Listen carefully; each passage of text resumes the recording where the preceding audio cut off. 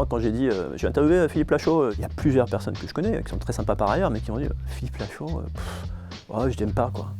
Mais je leur ai dit, mais t'as vu quoi, Philippe Lachaud? Et en fait, en général, ils ont dit, je crois que j'ai vu Babysitting, tu vois. J'ai l'impression que les gens ont une image de toi, mais souvent, les gens, ils ont une image de toi, mais ils n'ont pas vu tes films. En fait, ils ont une image de toi qui n'est pas conforme à ce que tu fais, quoi. Je vois ça un peu comme un mépris de classe. Philippe Lachaud, c'est pas assez intello, quoi.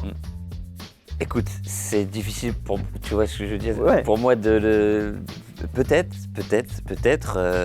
Bon, les gens diront en commentaire. Ouais, voilà. Oui, dites-moi en commentaire ce que vous en pensez, mais d'abord, regardez cette discussion que j'ai eue avec Philippe Lachaud, le réalisateur de Babysitting ou Alibi.com, parce que peut-être, elle vous fera changer d'avis à son sujet. Mes débuts de film, j'ai l'impression qu'à chaque fois je les rate.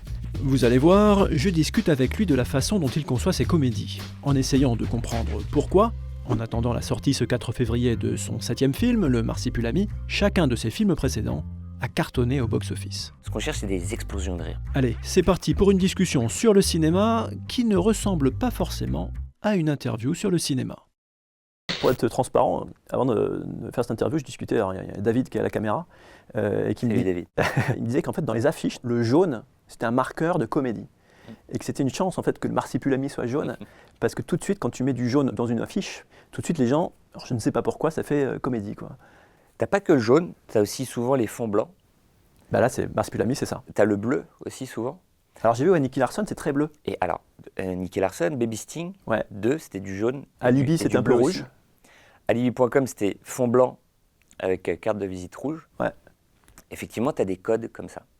Va savoir pourquoi. Il y a une affiche qu'on a essayé de changer un peu. C'était l'affiche de Super Héros malgré lui. Ouais. Super Héros malgré lui, je pense que c'est un des films qui a été le moins apprécié. Et en fait, ce qui est intéressant, alors je ne sais pas si c'est pour ces raisons ou pas, mais en fait, il répond beaucoup moins au code de comédie traditionnel. L'affiche est très sombre, le film est très sombre. En fait, c'est une parodie de Batman.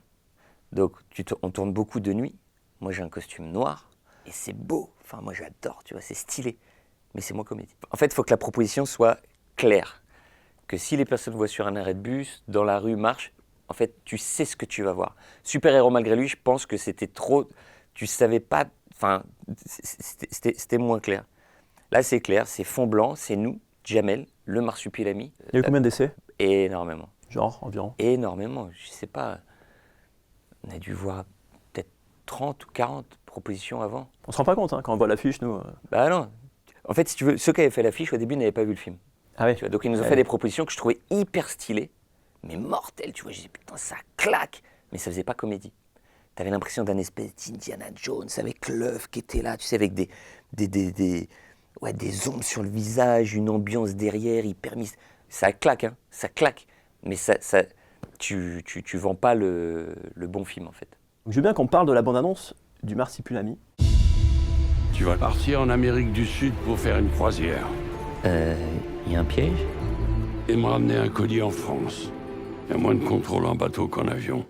Il y avait un piège. C'est quoi les questions que tu te poses quand il y a une bande-annonce d'un de tes films qui sort?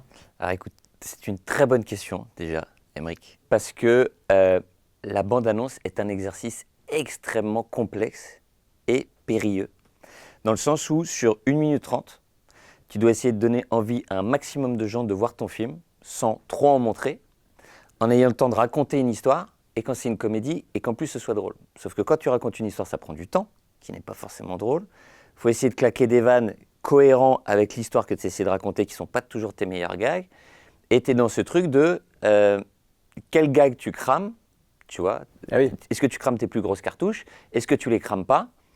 Donc c'est vraiment une énorme prise de tête. Par exemple, tu as Tom Cruise, lui, par exemple, lui, il se prend pas la tête. Les plus grosses scènes d'action, il les met dans la bande-annonce. Et ça marche, et donc on se pose la question aussi à chaque fois, est-ce qu'on met ce gag, est-ce qu'on met ça, est-ce qu'on spoile ça? Ça, putain, ça marche bien en surprise quand même. Si on le met dans la salle, si les gens ont vu la bande-annonce, ils vont moins rire.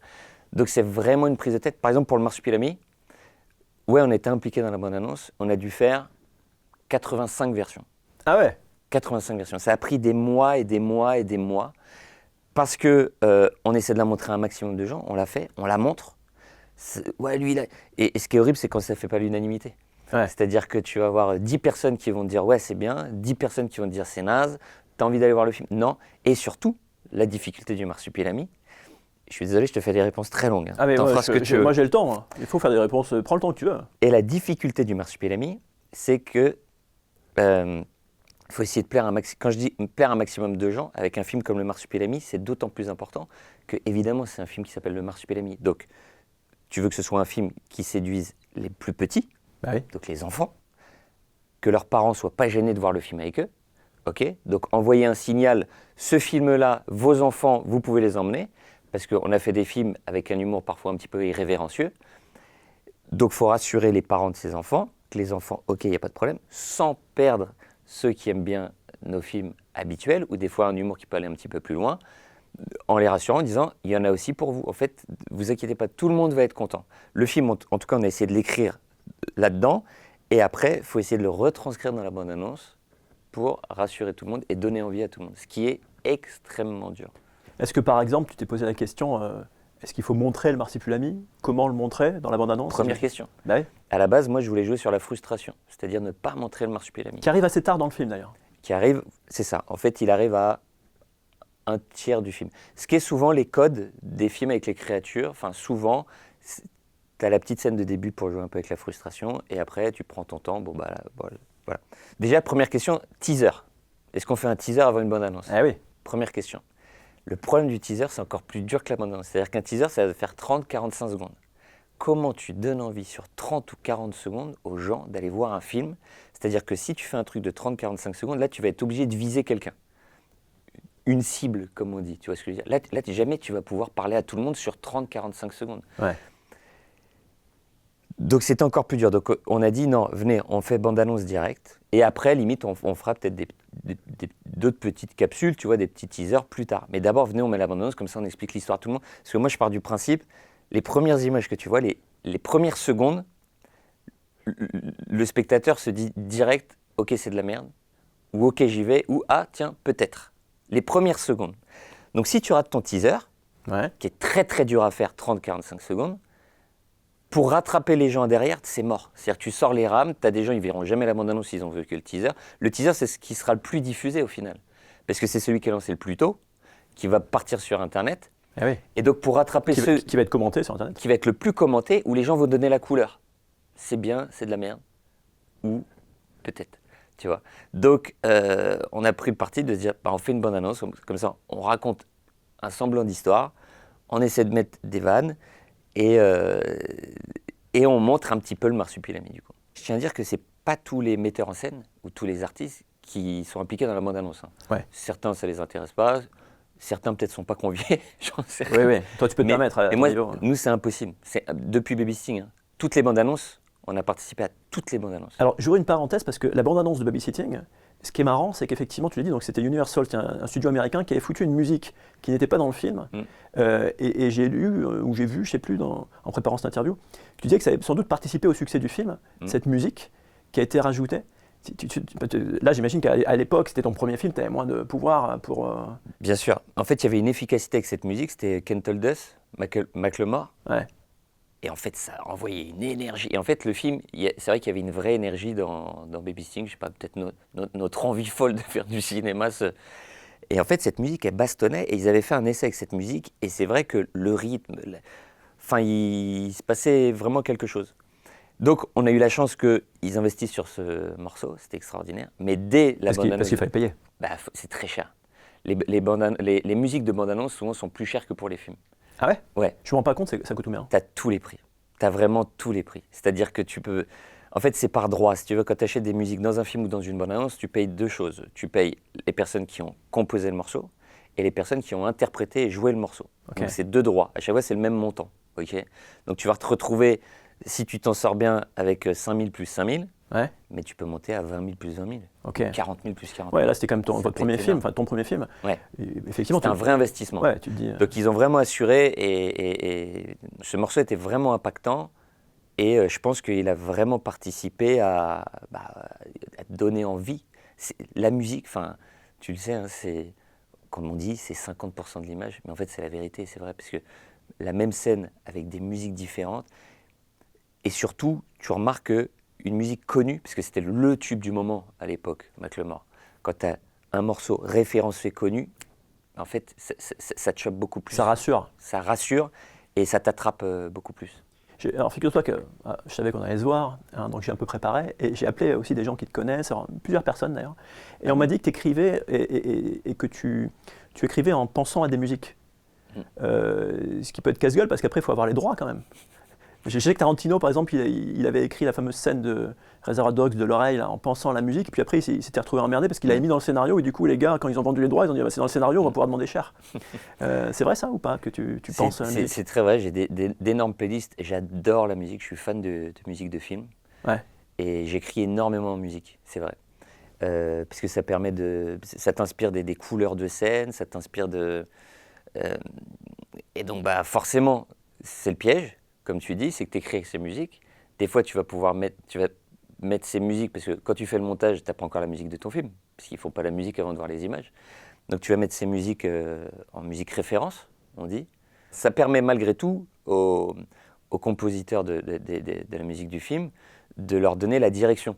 Ouais. Voilà, bah en fait, je voudrais un peu cette humeur, cette ambiance dans la scène. Donc ça aide énormément. Après, ce qui est très dur pour eux et ce qui est ingrat, c'est que des fois, bah, ça va leur arriver de composer une musique à la place, et je vais y aller, et je vais dire, mais j'aime moins. Ils disent, bah, oui, mais c'était Hans Zimmer ou c'était John Williams. Oui, mais là j'aime moins, alors on fait comment? Bah, alors on va rechercher. Et du coup, ils cherchent, et franchement, bravo à eux, parce qu'ils passent un temps je suis vraiment relou avec la musique, et ils passent un temps incroyable. Et à chaque fois, ils me sortent des trucs vraiment, vraiment super. Et là où je suis fier, notamment sur Marsupilami, c'est que c'est la première fois, ça faisait des années que j'en rêvais, et on a eu un orchestre pour enregistrer la bande originale du Marsupilami. Et j'étais comme un fou, j'étais ému. J'ai ramené mes parents dans le studio, parce que c'était la première. Pour moi, ça racontait vraiment quelque chose de fort, parce que comme il y a un hommage un peu parodique au Spielberg Universe, on va dire, enfin beaucoup, au cinéma américain des années 80 quoi. Là, c'était impossible. J'ai dit, les gars, c'est impossible qu'on n'ait pas d'orchestre. C'est obligé. Pour rester un petit peu sur les bandes annonces, moi c'est un truc qui m'intéresse. Tu as eu donc une super expérience avec Babysitting, et tu en as une plus dure, parce que tu parlais des teasers avec Nicky Larson. Exactement. Où tu balances une sorte de teaser, Nicky Larson, donc avec tous les fans du manga. Et là, tu as une sorte de. En fait, les fans, ils regardent juste 2-3 images et ils ont un avis, quoi. C'est ça. Et sur les commentaires internet, certains sont durs. Quand tu l'as vécu, comment ça s'est passé cette histoire-là? Bah, c'est pareil, c'est un très bon exemple. Donc Nicky Larson, effectivement, ils disent on va sortir un teaser avant la bande-annonce. Donc teaser, c'est ce que je t'ai dit. Donc tu te lances très court, sauf qu'en fait, il y avait une énorme attente des fans sur Nicky Larson de se dire alors il se fout de notre gueule ou pas, tu vois. Donc tu n'as que quelques secondes pour convaincre. Et Nicky Larson, le problème était le suivant, le problème, c'est que tu as les fans de Nicky Larson, voilà, ils sont là, et d'un côté, tu as les fans de nos films à nous, qui sont Baby Sting 2, Alibi.com à l'époque, ok, qui ne sont pas forcément les mêmes, ok, puisque Baby Sting, il y avait beaucoup de jeunes ou quoi machin qui ne connaissaient pas Nicky Larson. Et là, tu te retrouves comme ça, tu dis, ok, donc quand je te dis un teaser, tu es obligé de choisir qui tu vises, parce que ça va trop vite, tu ne peux pas contenter tout le monde, bah là, c'est qui tu vises, tu vois. Donc on a décidé de choisir un peu plus les fans de nos films d'avant, ok, au détriment de l'autre côté. Donc pas forcément la musique de Nicky Larson, un truc plus mainstream, enfin moins pointu. Et là, on s'est pris une déferlante des fans. Donc c'est super dur. Et donc c'est pour ça que la bande-annonce, on a pu prendre le temps pour dire, les gars, rassurez-vous, tous les commentaires qu'on voyait étaient dans le film en plus. Oui. Ils n'ont pas les musiques, en fait, il n'y a pas lui, il n'y a pas ça, en fait, tout était dans le film. Donc, en fait, c'était horriblement frustrant. Et donc, la bande-annonce, on a pris plus le temps pour leur dire, donc en mettant les bonnes musiques, en montrer plus. Et c'est justement ce qu'on n'a pas voulu faire un peu sur le Marsupilami, c'est prendre le risque de prendre un teaser, en étant obligé de viser, plutôt que, voilà, essayer de rassurer tout le monde. Il y a aussi des trucs qui font que j'aime bien, moi, c'est des bandes annonces, tu sais, qui n'ont rien à voir avec le film. Genre, Quentin Dupieux, il en fait des fois. Où tu sais, t'as une bande annonce ad hoc, quoi, faite comme bande annonce. Toi, c'est un truc auquel tu as déjà réfléchi? Ah oui, ça donne envie, bien sûr.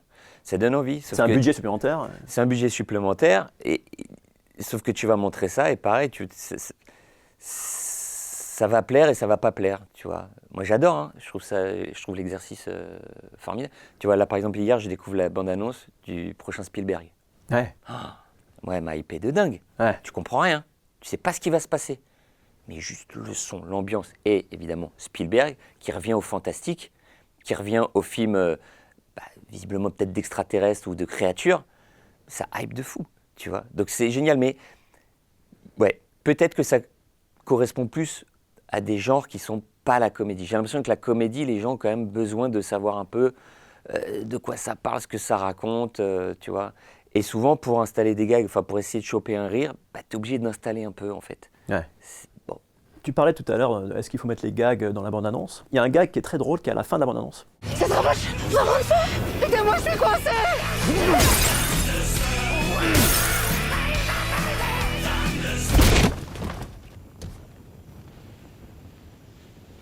Ce gag, précisément, comment tu l'as écrit? Comment tu arrives à ce gag final? Est-ce que tout de suite, tu as eu l'idée, tu savais que ça allait être comme ça? Et quel est le travail derrière ce gag, précisément? C'est une très bonne question. Alors, je te donne des petites techniques à moi. Ça reste entre nous. Alors, c'est et les personnes qui vont voir. Non, mais c'est que à moi, voilà. Moi, mon angoisse à chaque fois que tu fais une comédie, c'est que le film soit pas assez marrant, qu'il soit pas assez riche, que les gens se marrent pas assez. C'est la hantise de toutes les personnes qui font des comédies, c'est que ce soit pas assez marrant. Donc moi, c'est vraiment une hantise. Et c'est tellement une hantise que quand on finit le scénario, enfin, quand on a un scénario, on a toute notre histoire, on va dire sur environ 90 pages, je reprends le scénario et je mets des croix, là où je pense que ça va être marrant. Et je crois même des croix de différentes tailles. Ah bah voilà, t'es bien renseigné. Et en fait, je mets la taille des croix correspond à ce que je projette et je pense, enfin voilà, l'intensité du rire. Genre petite croix, genre, ouais, ça va faire. Et grosse croix, là, je me dis, putain, là, gros rire dans la salle, tu vois. Des fois, je me gourre, des fois, j'ai bon. Et ma hantise, c'est de ne pas avoir assez de croix dans mon scénario. Tu vois, donc je vérifie qu'il y a assez de croix ou quoi. Et je me souviens très précisément de cette séquence. Pour moi, il n'y avait pas assez de croix. Donc je cherche comment, et surtout la fin de la scène. Je me dis, la fin, la fin de la scène, ça monte, ça monte, ça monte, ça monte. Il y a vraiment une montée dans la scène. Et la fin, il n'y a pas de vanne en fait. Donc c'est comme ça que je cherche ce gag. Le gag me vient comme ça, je me dis, on est enfermé dans une voiture, qu'est-ce qui peut se passer de drôle? Bon, c'est là que j'ai cette idée. Mais ce qui est très dur quand tu penses des gags, c'est qu'ils te font rire, tu l'écris, ça te fait marrer, tu le tournes, ça te fait marrer, mais des fois, au montage, c'est pas marrant, ou alors tu penses que c'est drôle, tu fais une projo, il n'y a pas de rire. Donc en fait, l'humour, c'est quelque chose d'extrêmement compliqué parce qu'il n'y a pas de science exacte. C'est-à-dire que c'est pas parce que tu penses un truc marrant que sur l'écran, ça va être marrant. Et à l'inverse, un truc que tu vas penser sympa va te déclencher un gros rire dans une salle. Et des fois, tu as un truc comme ça, mystérieux, tu ne sais pas pourquoi. Des répliques de films cultes, pourquoi elles sont plus cultes qu'une autre, même des films pas cultes. I'll Be Back. Ouais. Pourquoi I'll Be Back Terminator. est la réplique de Terminator, est la réplique la plus culte de, peut-être, des deux répliques les plus cultes de toute la carrière de James Cameron, avec Je suis le maître du monde. Pourquoi celle-là, précisément? Tu sais pas, il y a un truc magique. C'est pour ça que ça reste de l'art et que c'est fascinant. Parce que s'il y avait des règles, tout le monde, enfin, Ah oui, ce serait facile. ce serait trop facile. Et toutes les comédies seraient drôles, et tout serait bien, et tout. Donc voilà, ça fait partie de la magie et du mystère. Et sur ce gag précisément, qu'est-ce que tu avais en tête quand tu l'as écrit au début? Et quel est le travail qui a été derrière? En fait, le rire vient souvent avec la surprise. C'est quand il se passe quelque chose que tu vois pas bien. Après, des fois, même un gag que tu vois venir, c'est drôle. Mais souvent, c'est quand tu arrives à se surprendre. Donc là, je me dis, il doit les sortir de la voiture. Donc comment il peut les sortir pour que ce soit marrant? Et je crois que c'est là. Et je me suis surpris moi-même. Je dis, bah vas-y, il pète une vitre, il pète la deuxième vitre, et il pète la troisième vitre. Et je dis, non, bah vas-y, viens. La vitre, elle est ouverte, en fait. Et je me prends le coup de poing dans la gueule. Et en fait, je me suis surpris moi-même. Je me dis, ah ouais, ça, on va pas le voir venir, je pense. Bon, voilà. Et c'est comme ça que ça se passe. Le tournage, on le tourne exactement comme je l'ai imaginé dans ma tête. Et voilà. Et j'ai la chance qu'effectivement, ça marche dans le film. Et du coup, dans la bande-annonce, que comme c'est un gag qui marche dans le film, on l'a mis à la fin pour essayer de finir sur un payoff rigolo dans la bande-annonce. Ce qui marche aussi dans ce gag, et ça se joue à quelques microsecondes, c'est la tête juste après. La tienne et celle de Tarek. C'est qu'il y a un truc aussi de réaction. Je me suis demandé combien de prises vous avez fait là-dessus, sur cette... Tu t'en rappelles ou pas? Parce que la tête, en fait, la tête, elle doit rester une seconde. Ouais. Je pense qu'elle resterait 3 secondes, ça ne marcherait pas. Elle resterait moins. Tu vois, il y a un truc de rythme. On n'a pas fait énormément de prises, mais là où aussi l'humour, ça tient mais des fois à rien. Et même toi, tu comprends pas et tu sais pas. C'est le montage. Ah oui. C'est le rythme. La bonne réaction. Tu places la bonne réaction au bon moment ou pas. Tu as un rire ou tu n'as pas de rire. Voilà, tout simplement. Je me souviens, on s'est pris la tête sur un truc où je me dis, attends, normalement c'est marrant ça. Alibi.com 2. Tout le long du film, on parle de Patrick Fury qui va venir chanter au mariage. À la fin, Patrick Fury vient chanter au mariage, mais il n'a pas le temps de commencer sa chanson, qui se fait éclater dans le mariage. Et on a vu Patrick Fury, je sais pas, 5 secondes dans le film. Et je me dis, normalement, c'est rigolo, ça. Et en fait, on fait un premier montage, ça bide. Et je crois qu'on est resté plus d'1 semaine sur une vanne au montage pour se dire, c'est pas normal. Et celui qui nous a filé un coup de main, d'ailleurs, sur cette vanne, que tu connais, c'est Arthur Sénigo. Effectivement, les gens ne le savent pas, c'est un vague ami que je connais depuis voilà. On a cette connaissance en commun. 10-12 ans. Et c'est lui qui m'a donné la clé. Il m'a dit, c'est parce qu'en fait, c'est trop long. Il parle trop, Patrick Fury. Il faut qu'il se fasse shooter plus vite. Et en fait, effectivement, c'est lui qui avait raison, c'est lui qui a eu la bonne analyse. Des fois, ça tient à rien. J'ai vu qu'en fait, tu t'es fait cette réflexion après des projets-tests. Tu avais montré cette scène et tu te rendais compte que les gens rigolaient pas, quoi. Et tu essayais de comprendre, en fait, pourquoi ils rigolaient pas. Et donc, tu as raccourci cette scène suite aux premières réactions du public, quoi. C'est ça, exactement. En fait, tu remontes énormément suite aux réactions du public. Parce que l'intérêt d'une comédie, c'est que c'est sonore. Donc, tu sais vite si ton gag, il marche ou il marche pas, en fait. Contrairement à un thriller ou un film romantique, une romance, là, la messe est dite tout de suite. Donc ça peut être terriblement cruel. Quand tu as un enchaînement de gags que tu pensais être vraiment marrant, où il n'y a pas de bruit, ou alors des trucs très timides, ou des rires un peu de politesse, ça c'est terrible. Donc là, il y a soit t'enlèves, soit tu redonnes la chance, tu réessayes et tu remontres. Et puis voilà. Le gros problème, c'est quand tu as un gag important qui fait bide, mais dont tu as besoin pour raconter ton histoire. Pour la narration. Ouais. Alors là, c'est relou. Ouais. Là, c'est relou, parce que tu dis, et voilà. Bah oui, c'est pas marrant, mais j'en ai besoin pour qu'on comprenne la suite. Ça, c'est vraiment galère. Sur Patrick Fury, il y a un autre truc marrant, c'est que c'est Patrick Fury. C'est-à-dire qu'en fait, tu te dis, il y a Patrick Fury. Et en fait, tu te dis, donc on va le voir un peu, quoi, parce que c'est une vedette. Et en fait, il reste 5 secondes. En fait, exactement. Là, lui, il a dû être surpris. Hein. Non, mais déjà, je remercie encore Patrick d'être venu vraiment 5 secondes dans le film pour se faire éclater par une voiture qui, en plus, il s'est fait mal aux côtes le jour où il est venu tourner. Bref. Et ça, ce qui m'a inspiré ce gag précis, c'est un gag que j'avais vu dans une comédie américaine que j'avais trouvé incroyable, le procédé incroyable, et j'ai voulu le refaire dans Alibi.com 2, c'est dans Albert à l'Ouest, cette comédie, où en fait tu vois Ryan Reynolds, pareil, qui vient vraiment pas longtemps faire un gag et il disparaît, tu vois. Et je dis, waouh, si on parle de Ryan Reynolds, comme je dis, les gars, tu vois, t'imagines le second degré qu'il doit avoir sur eux, j'ai trouvé ça admirable, et je me suis dit, ce serait cool de le faire dans une comédie française aussi. Je veux bien qu'on rentre un peu plus dans la technique de ton travail, notamment en termes de scénario. Surtout que je crois qu'en fait, il y a eu une sorte de gap que tu as franchi, c'est avec Laurent Zetoun, à une période où tu sortais donc de ce que tu faisais en télé, les sketchs que tu faisais en télé, et tu te retrouves à bosser avec lui, donc, qui a écrit notamment L'Arnaqueur. Ouais. Et en fait, tu bossais sur 2 films qui ne se sont pas faits, Le Petit Navire et Vivre, c'est plutôt que mourir. Vivre, c'est mieux que mourir. Vivre, c'est mieux que mourir. Et bon, donc 2 films qui ne se sont pas faits et tout. Et tu apprends avec lui en écrivant. Et je crois qu'il te donne un livre de techniques de scénario. En tout cas, il te donne des techniques de scénario. Et ça, c'est très américain, assez peu français. On a l'impression que c'est... Qu'est-ce que tu as appris précisément à ce moment-là ? C'est quoi une bonne comédie en termes de scénario ? Est-ce qu'il y a des bases techniques qui pour toi sont indispensables à connaître ? J'ai tout appris avec Laurent Zetoun, puisqu'on avait écrit un premier scénario tout seul que j'ai relu il n'y a pas longtemps. Heureusement que le film s'est jamais fait, parce que je pense que je ne serais pas du tout là en face de toi, c'est sûr. J'aurais jamais refait de film. Non, c'est effectivement... Alors, ce qui est intéressant, un scénario, ça reste de l'artistique. Donc en fait, tu peux suivre des règles comme tu peux ne pas en suivre. C'est ce qui fait le charme en fait, des films, où des fois tu vas être surpris par un truc où tu dis « Waouh, il a fait un truc que je n'avais pas l'habitude de voir, parce qu'il a respecté aucune règle, il a inventé ses règles à lui. » Donc non, c'est les règles, c'est des trucs élémentaires, mais qu'on n'avait pas. Et les règles des pivots, ton premier pivot, ton deuxième pivot dans le film, tu vois, le premier pivot... C'est quoi les pivots En fait, le premier pivot, c'est quand ton histoire va déraper. Okay, c'est quand ton personnage va se retrouver... Enfin, quand ton histoire dérape, tu vois, qui doit arriver, dans l'idéal, entre ta 10e et 15e page. une page équivaut normalement à 1 minute. Donc entre ta 10 et 15e minute, ton histoire doit déraper. Ok, c'est bon, voilà.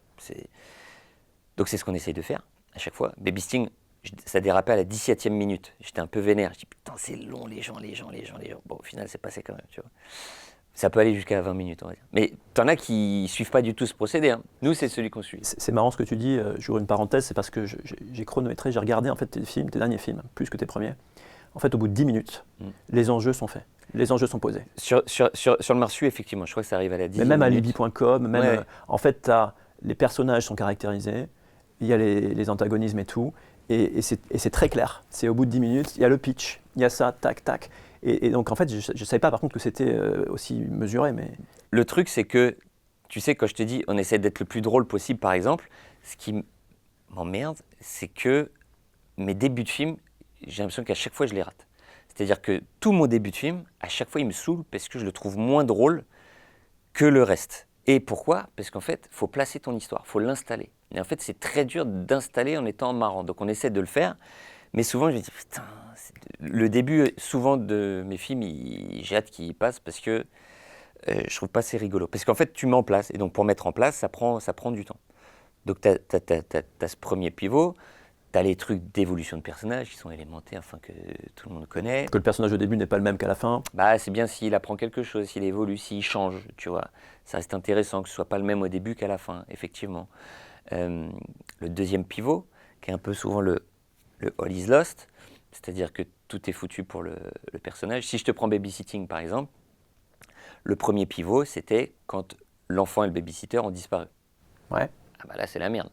Ils sont où ? Donc, le deuxième pivot, qui est un peu le All is Lost, c'est le personnage, c'est foutu. C'est foutu. Il a raté, tu vois, c'est terminé. Et ça se joue à quelle il minute ? viendra pas. Alors là, en fait, tu as 3 actes souvent, nous, dans nos films, et souvent dans un film, et bon, nous, on répond à ça. Tu as 3 actes. Le premier, donc, que je t'ai dit, 10-15 minutes. Le deuxième qui va être le plus long, c'est souvent là que tu te tapes des ventres mous qui font chier, et au montage, tu te prends la tête, tu te dis, ah là on s'emmerde, là on s'emmerde. Donc le ventre mou, souvent du deuxième acte. C'est les péripéties, quoi. Ouais, c'est les péripéties et tenir ton histoire et garder tes enjeux. Parce que nous, ce qu'on essaye de faire, en fait, ce qu'on essaye, tu vois, je te reprends l'exemple, par exemple, de Baby Sting, ou même je peux te prendre le Marsupilami, c'est on essaie de se dire, ok, c'est une comédie, mais imaginons on enlève tous les gags, ce serait cool que les gens aient quand même envie de savoir comment le film il se termine. Des fois avec des trucs simples mais efficaces. Tu vois par exemple Babysitting, l'enfant et le babysitter ont disparu. T'enlèves les gags, bah moi j'ai envie de savoir où ils sont.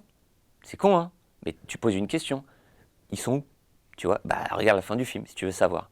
Donc tenir les gens comme ça, de savoir, après tu sèmes des graines, ah il y a cette piste, il y a cette piste, il y a cette piste, pour le faire réfléchir pour pas trop qu'il s'emmerde, et à la fin tu lui donnes la réponse. Tu vois, Marsupilami c'est pareil, au début, je fais une connerie, je dois ramener le Marsupilami d'Amérique du Sud en France. Ok, et si j'y arrive pas, je vais être bouffé par les hyènes. Sauf que je dois y aller avec ma famille, avec qui ça se passe très mal. Donc, je me dis, bon, bah, peut-être que les gens, ça va les intéresser de savoir, est-ce qu'ils vont griller que je leur mens ? Est-ce que je vais finir dans les hyènes ? Enfin voilà, l'idée c'est de se donner des enjeux assez cool pour que même si tu retires les vannes, tu as quand même envie de connaître la fin. Donc tout ça pour arriver sur cet acte 2, qui est le plus long, souvent, qui peut être, voilà, il faut se démerder pour qu'il ne soit pas ennuyeux. Et ton deuxième pivot, qui est le All is Lost, c'est là que tout est foutu. Donc Marsupilami, je ne vais pas spoiler ce qui se passe. Mais dans Babysitting, c'était, je me fais virer de mon taf, c'est fini. Enfin, tu vois, c'est la merde. Et après, ton troisième acte, qui souvent est le plus court, ou pas, il peut être plus long que le premier acte, qui est là, et toutes les résolutions avec ta fin que tu décides, heureuse ou pas heureuse, tu vois, si tu fasses une comédie ou pas une comédie.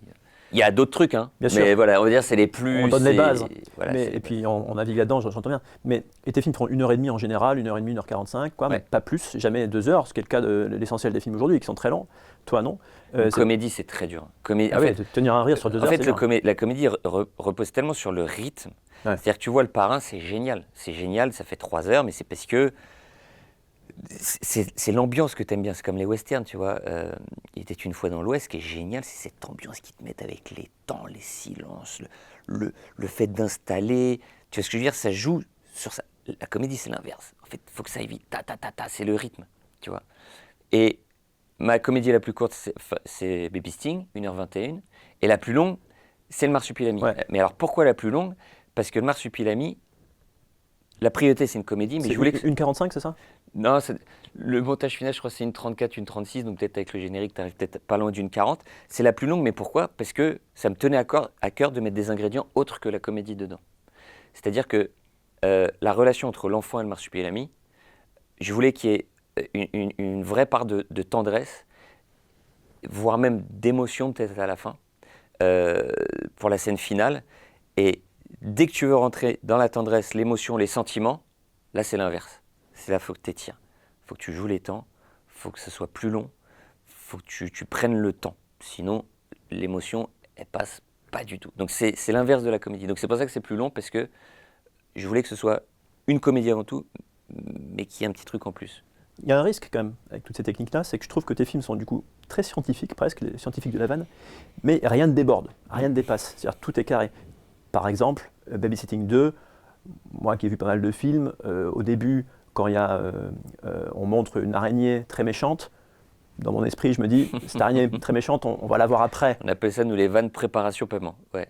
Et c'est efficace et ça fonctionne. Et je pense dans une comédie, c'est un peu nécessaire. Mm. Mais est-ce qu'il n'y a pas le risque que du coup, il n'y a rien qui déborde, que tout soit, tu vois, il n'y a rien qui est au hasard, il n'y a rien qui est gratuit, il n'y a pas de truc qui peut aussi surgir peut-être, tu vois ce que je veux dire? Bien sûr, bien sûr, bien sûr. C'est pour ça qu'il faut essayer de se renouveler, de se surprendre soi-même. Et comme tu dis, c'est préparation paiement.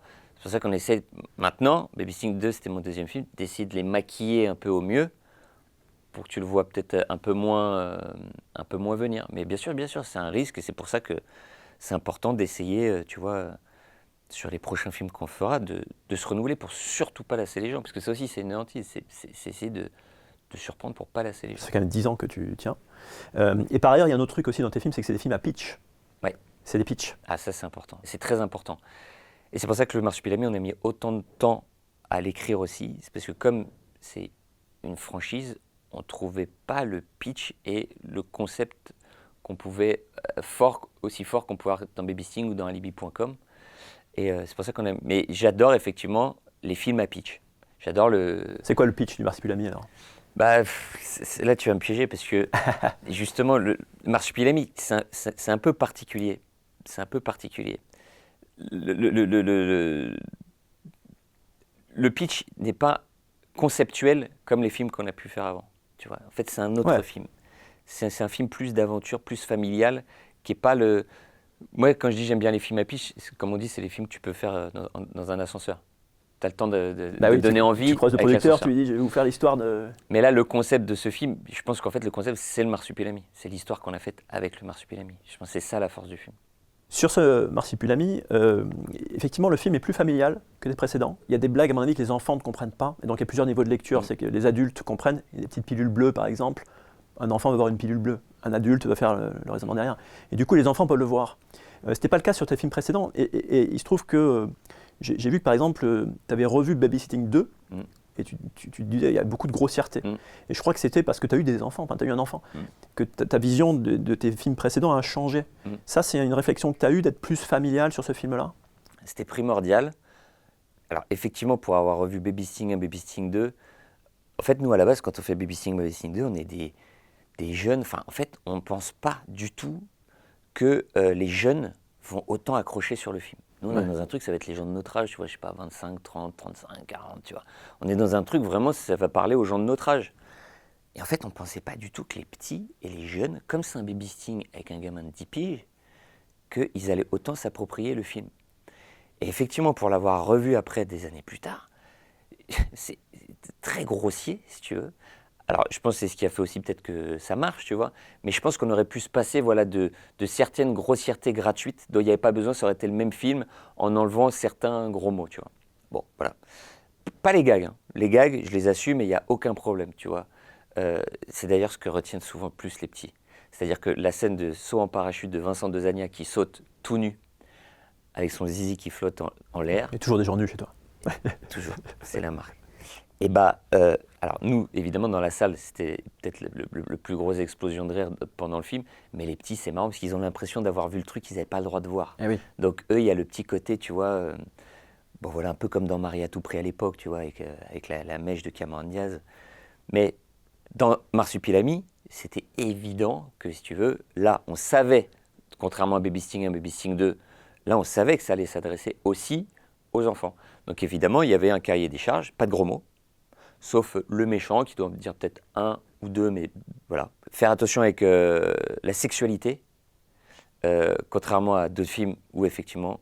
donc voilà, fallait faire attention avec ça. Mais effectivement, c'est comme je te disais au début de l'interview, c'est que ceux qui aiment bien nos films aussi habituels, on ne voulait pas qu'ils se sentent trahis ou de se dire, bon, bah, cette fois, ils font un film pour enfants, c'est pas pour moi sur ce coup-là. Ouais, il y a toujours des marqueurs, en fait. La bande à Fifi, il y a le PSG, il y a des gens nus, des animaux. Non, mais... il y en a d'autres, il y a plein de trucs. Mais en fait, alors déjà, on y parle, déjà, on écrit ce qui nous fait marrer. C'est un peu ton ADN, en fait, tu n'y peux rien à ça. Vraiment? Il n'y a pas un truc quand même maintenant, parce que tu as des fans maintenant, tu as une base, un public qui va voir tes films sur ton nom. Comment tu te situes par rapport à eux? Parce que tu dois les satisfaire un minimum, ils se déplacent pour voir tes films, et en même temps, il ne faut pas que tu t'enfermes auprès de cette fanbase pour viser... Ça, c'est une question que tu te poses? Non, pas du tout. Okay. Non, l'écriture, en fait, on est 4. Ouais. Donc il y a Julien Ruti qui joue dans le film, il y a mon frère Pierre Lachaud et Pierre Dudon. On est 4 auteurs. Et en fait, on pense pas, tiens, est-ce que les gens ils vont aimer, pas aimer? En fait, on n'a jamais raisonné comme ça. On est juste à 4 gars à essayer de se faire rire. C'est juste, en fait, on veut que nous, ça nous fasse marrer. Jusqu'à maintenant, bon, ça a marché comme ça. Et on se dit, bon, bah, si nous, ça nous fait marrer, y a des chances que ça fasse marrer d'autres gens. On fonctionne souvent à l'unanimité. Faut vraiment, si tu en as un vraiment qui dit, non, les gars, franchement, ça va pas, ça va trop loin, ou c'est naze, ou... Bah, on essaie de baser. Donc ça fonctionne plus comme ça. Ouais, c'est un peu à l'américaine en fait. C'est un système que les séries américaines, souvent il y a plusieurs auteurs, ils sont dans une salle, et puis il y a l'émulation. Et de ce que j'ai cru comprendre, c'est que toi vous étiez, en fait vous êtes même des fonctionnaires du rire. Vous arrivez à 10h, vous partez à 17h, et là il faut écrire les gars quoi. Des fois, des fois quand on part en vacances ensemble, même pas parce que moi ça va être les vacances, les week-ends, je vais les appeler parce que j'ai pensé à une vanne ou un truc, ou le soir tard. En fait, l'écriture, c'est ce qui est le plus important dans un film. Mais vraiment, Jean-Jacques Hano, il avait une très belle formulation. Il dit, tu peux rater un film à partir d'un bon scénario. C'est possible, il y a tellement d'étapes, le tournage, le montage. Tu peux rater, mais tu ne pourras jamais faire l'inverse. Ouais. Tu ne pourras jamais faire réussir un film à partir d'un mauvais scénario. C'est impossible. Donc c'est ta base. Tu sais que si tu n'as pas un truc qui tient plus ou moins la route, t'es mort. C'est ce qui demande le plus de temps. Parce que c'est très très long d'écrire un scénario, il faut vraiment aimer ça, sinon t'oublies. Le Marsupilami, je crois que c'est 1 an et demi. Ouais, c'est à peu près ça. Donc pour écrire un film que tu espères en tout cas être bien, il faut un maximum d'idées et un maximum de bonnes idées. Et pour ça, il faut y passer du temps, tout simplement. Donc c'est pour ça qu'on se fait vraiment des horaires de bureau. Et quand on arrive sur les dernières versions et que c'est pas assez bien, les horaires de bureau augmentent. Ou tu arrives vraiment en heure sup, où je te dis ça va partir sur les week-ends ou quoi, avec cette hantise d'avoir un film pas assez bien. La hantise, en fait, c'est pas à l'écriture tiens, on écrit ça parce que les gens ils aiment bien, tiens, on écrit ça. C'est pas ce calcul-là. C'est plus la hantise de décevoir ceux qui aiment bien nos films. De se dire, on veut surtout pas qu'ils se sentent arnaqués, de se dire, allez, ils ont fait un coup, là, machin. Non, surtout pas. C'est pour ça que, par exemple, tu vois, Baby Sting 3, ça va être le film qu'on nous demande le plus. On ne l'a jamais fait. On peut faire un coup. On annonce Baby Sting 3, on sait que ça risque de prendre juste à l'annonce. Mais en fait, on n'a pas l'idée qu'on pense être à la hauteur de l'attente. Donc on préfère pour l'instant rien faire. Peut-être on fera un jour, peut-être on fera jamais. Et Alibi.com 3? Peut-être. Là, il y a peut-être des idées. Peut-être. En tout cas, Baby Sting, aujourd'hui, non. On n'a pas trouvé comment renouveler. Ok. Il y a un truc aussi, c'est que toi, tout est très écrit. Je pense que la part d'improvisation est assez limitée. Je crois qu'il y avait Julien qui avait improvisé la scène dans Babysitting dans la voiture, quand il dit je vois pas. Mais mis à part ça, apparemment tout est très écrit. Mais là tu bosses pour Marsupilami avec Jamel. A priori Jamel, lui, c'est plutôt l'impro. Quoi. Jamel, c'est une force de proposition incroyable. C'est le premier acteur que je vois où plusieurs semaines, mois avant le tournage, venait pour retravailler son rôle en écriture avec nous. Très impliqué, très passionné. Et cette passion commune, enfin cette envie commune en tout cas de divertir le public. les gens. Et là-dessus, on s'est vraiment retrouvés. Et sur le tournage, c'est la même chose. Tu te connaissais avant ou pas du tout? Non, on ne se connaissait pas. On se connaissait très peu. On s'était croisés, mais c'est tout. Et ça a été un espèce de coup de foudre artistique et amical.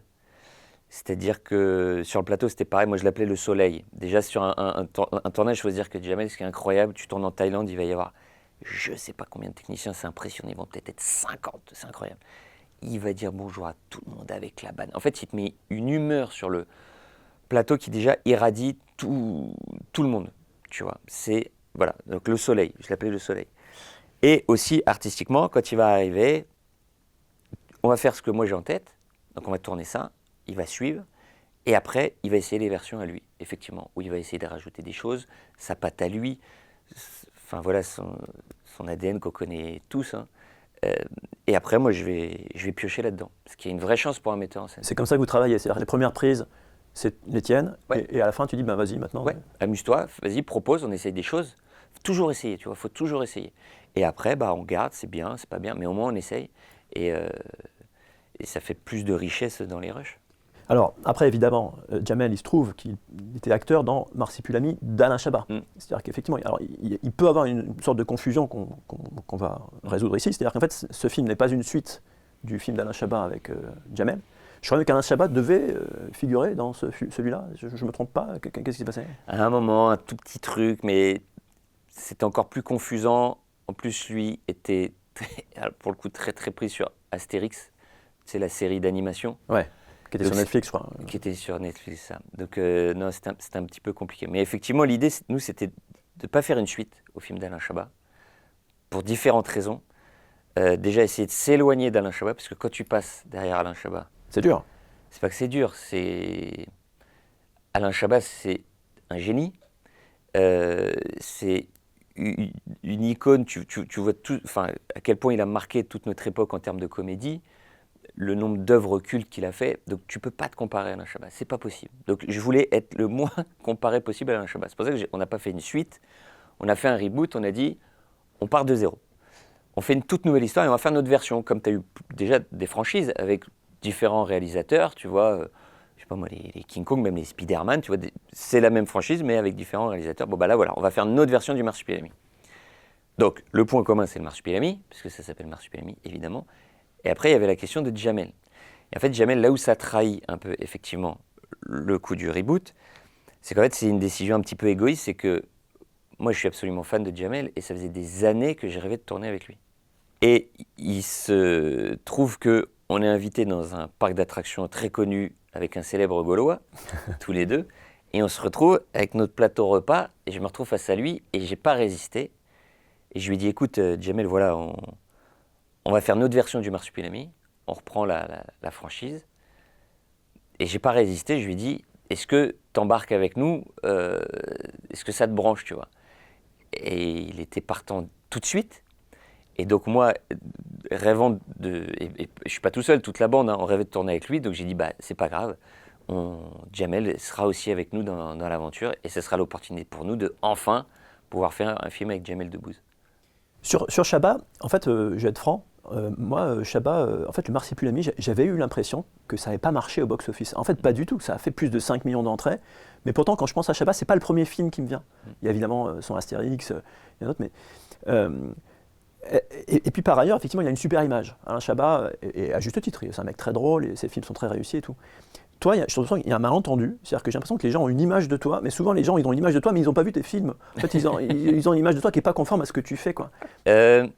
Écoute, je pense que déjà, en règle générale, la comédie française n'a pas une bonne image. Je pense. Enfin, la comédie française, en règle générale, c'est mis dans une case, effectivement. Moi, je fais des films pour le public, pour les gens. J'ai cette chance incroyable. On a cette chance avec les copains que ça fait plus de 10 ans que les gens sont avec nous. Donc ça, c'est le plus important pour moi de tout. Après, effectivement, tu vas voir un public plus cinéphile, plus pointu, qui, effectivement, sans forcément voir mes films, me mettent dans la case des comédies populaires qu'ils n'affectionnent pas forcément. Effectivement, souvent, c'est sans avoir vu mes films. Donc, j'ai envie de dire, c'est pas très grave, c'est le jeu. Je me dis, tant pis, dommage, tu Ouais. vois. Et surtout, encore plus en comédie, je pense que les autres genres, c'est qu'en plus, c'est dur de faire rire tout le monde. Je le vois, nous, et je l'assume, moi je fais de la comédie populaire. J'en suis fier, c'est ce que j'aime, c'est ce que je veux faire. Mais alors, je te coupe parce que, en fait, il y a peut-être aussi un malentendu, c'est qu'est-ce que ça veut dire comédie populaire? En fait, toi, tu fais des comédies populaires déjà parce que les gens vont les voir. Parce qu'il y a aussi des comédies populaires qui marchent pas. En fait, si tu veux, là je suis en pleine tournée. C'est intéressant, si tu veux, tourner suivant les salles que tu fais.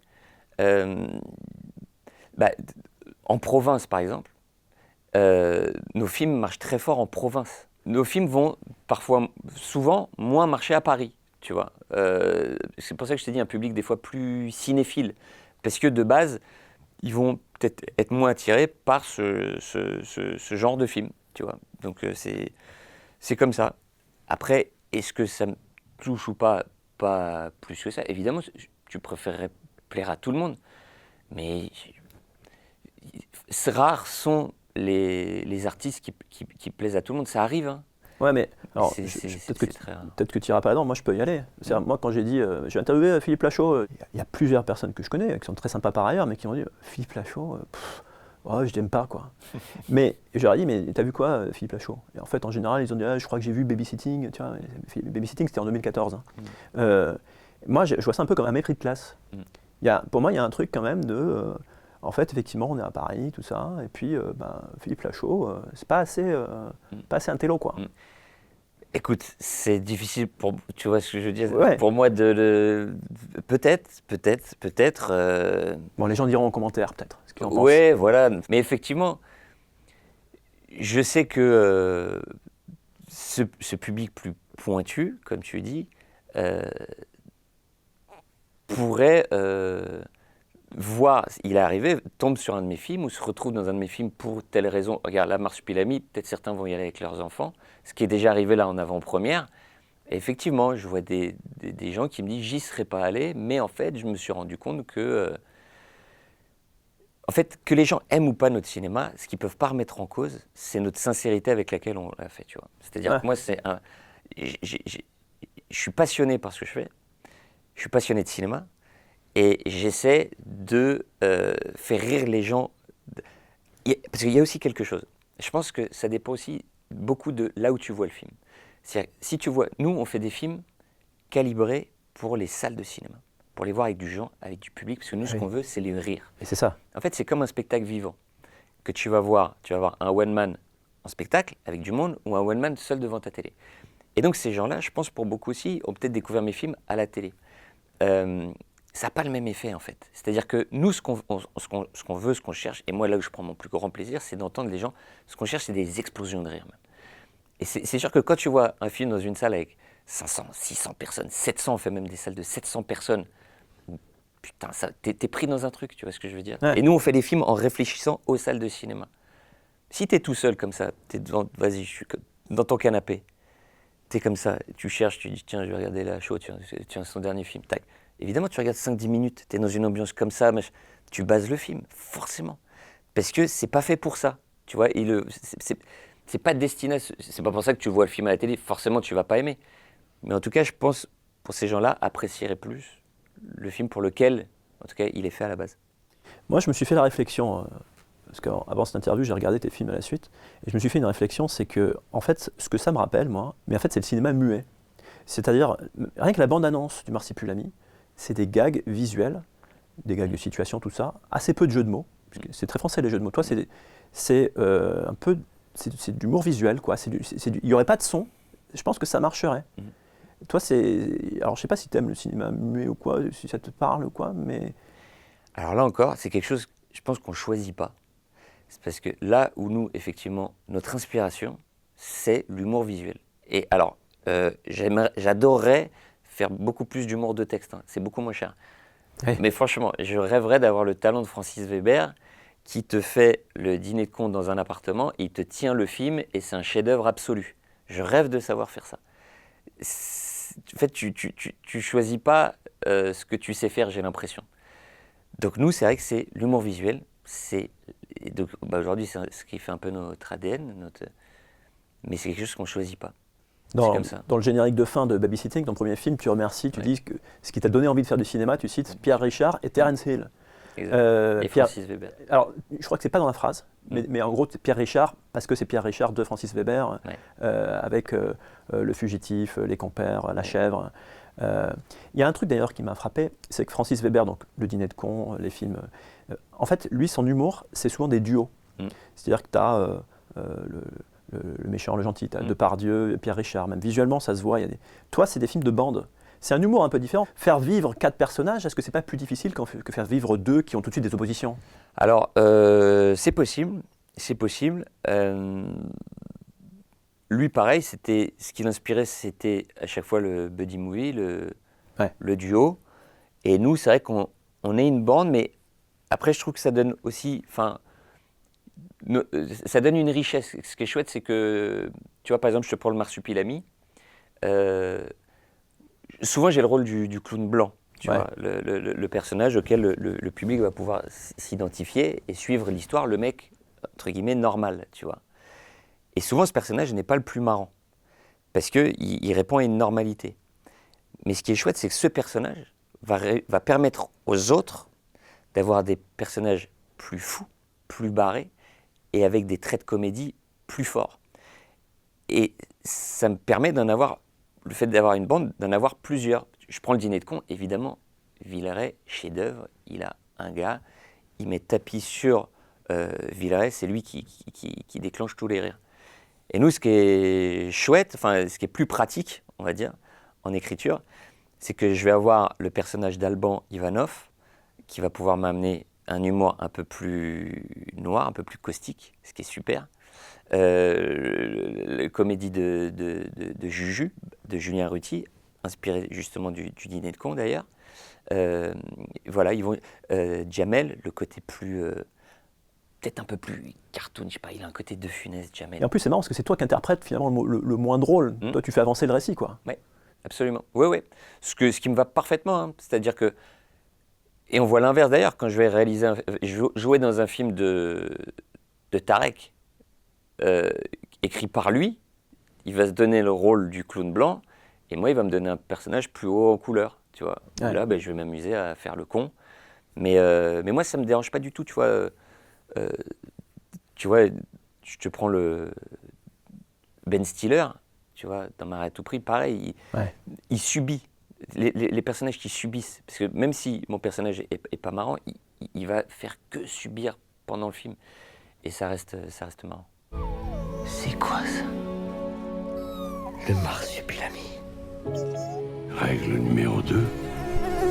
En prendre le plus grand soin.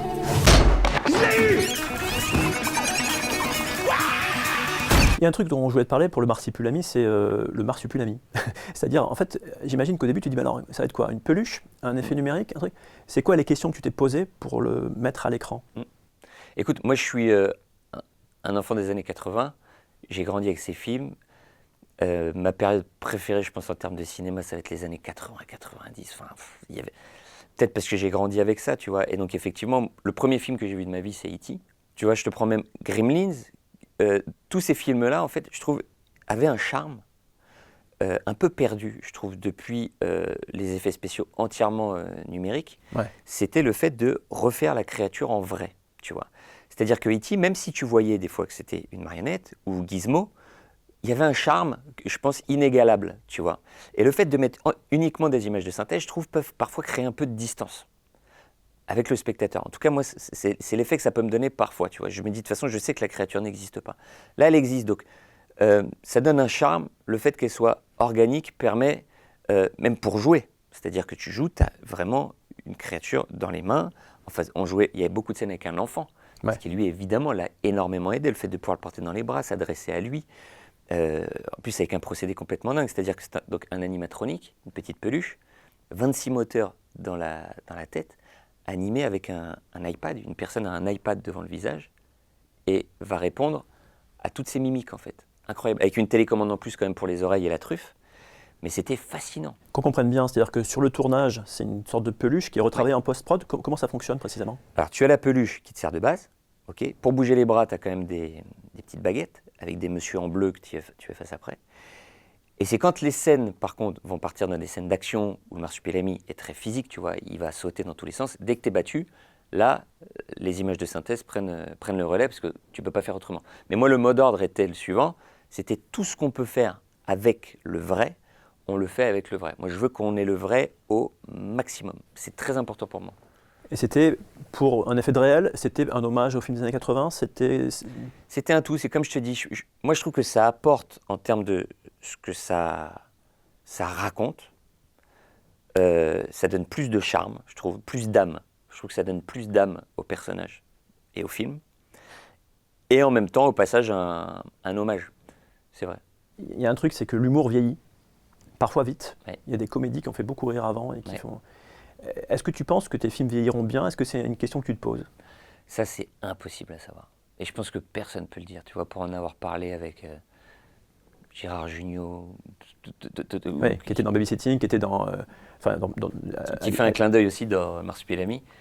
En fait, jamais ils pouvaient imaginer que 30 ans après, leur comédie fasse toujours des cartons d'audience. C'est impossible. Même Louis de Funès, je pense, ne pouvait pas s'imaginer que tous les ans, il y a encore la Grande Vadrouille, c'est impossible. Mais je suis d'accord avec toi, l'humour peut mal vieillir. Pour l'instant, j'ai l'impression que Babysitting traverse les générations parce que je vois beaucoup de jeunes qui m'en parlent, tu vois. Donc, il y a un côté très Internet. Ça dépend des sujets. Côté un petit peu Internet, ouais, c'est ça. Je pense que c'est impossible à savoir. Impossible. Et savoir quel film, comme on disait tout à l'heure, les répliques qui vont...